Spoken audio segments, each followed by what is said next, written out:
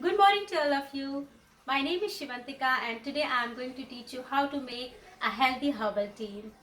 This herbal tea will help you to reduce your sore throat and also help you to reduce your cough. We just need 5 ingredients. First one is the ginger, second one is the tea powder, third one is the black pepper, fourth ingredient is the basil leaves or the tulsi, and the fifth ingredient is honey. Just take a pan and boil 1.5 to 2 cup of water. After that, add mashed ginger into it and 1 teaspoon of tea powder. You can use any tea leaf if you like to. Once it is boiling, add half teaspoon of black pepper powder into it and then let it boil. In the end, add 5 leaves of the basil and take off the gas.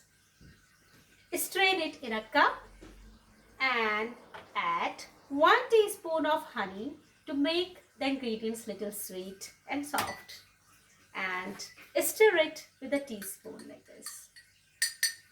And now your healthy herbal tea is ready to drink.